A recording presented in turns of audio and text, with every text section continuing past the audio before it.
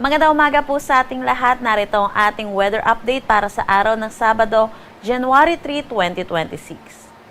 Wala pa rin naman tayong minomonitor na anumang bagyo or low pressure area sa loob at labas ng ating Philippine Area of Responsibility. Pero meron tayong tatlong weather system na inaasahan natin makakaapekto dito sa ating bansa. Meron tayong northeast monsoon or amihan na patuloy na umiiral dito sa buong Luzon. Samantala, meron din tayong easterlies or yung mainit at malinsangan na hangin na nanggagaling sa dagat Pasipiko na umiiral naman dito sa may Mindanao. Dulot netong salubungan ng northeast monsoon which is malamig na hangin at easterlies mainit at malinsangan na hangin. Ito yung nagre-resulta sa tinatawag nating shear line na currently nakakaapekto naman dito sa may Visayas at Palawan. Dahil dito sa tatlong weather system na ito, mataas ang tsansa na magiging maulap ang ating papawirin sa buong bansa ngayong araw. Para sa magiging panahon natin ngayong araw dito sa Luzon, dulot na itong shear line, makakaranas na mataas na tsansa ng mga pag-ulan dito sa may Albay, Sorsogon, pati na rin dito sa may Masbate.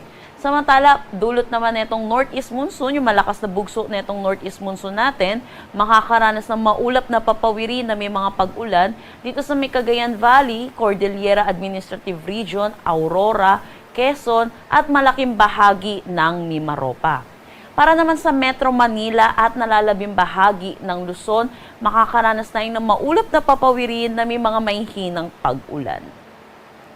Para sa agwat ng temperatura dito sa Metro Manila at Lawag, 22 to 28 degrees Celsius, Tuguegarao 20 to 28 degrees Celsius, Baguio 14 to 20 degrees Celsius, Tagaytay 21 to 26 degrees Celsius, at Legazpi 24 to 30 degrees Celsius. Para dito sa may Palawan at Visayas, dulot ng shear line, makakaranas sila ng mataas na tsansa ng mga kalat-kalat na pag-ulan ngayong araw. Pagdating naman dito sa may Mindanao, maulap na papawirin din na kalat-kalat na pag-ulan din na kanilang mararanasan, dulot naman netong easterly. So yun po, buong bansa po natin makakaranas po ng maulap na papawirin, iba-iba lang din po ang intensity ng pag-ulan na ating inaasahan. Para dito naman sa ating temperatura, dito sa Kalayaan Islands at Puerto Princesa, 24 to 30 degrees Celsius. Dito sa may Iloilo, Cebu, Tacloban, 25 to 30 degrees Celsius. Zamboanga at Cagayan de Oro, 24 to 32 degrees Celsius. At Davao, 24 to 32 degrees Celsius.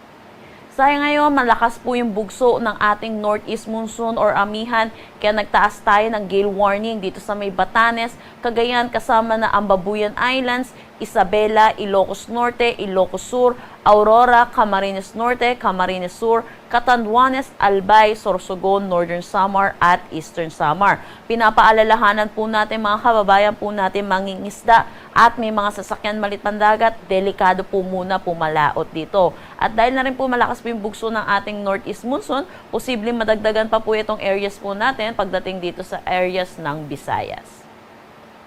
Ang sunrise mamaya ay 6:22 AM at ang sunset mamaya ay 5:39 PM.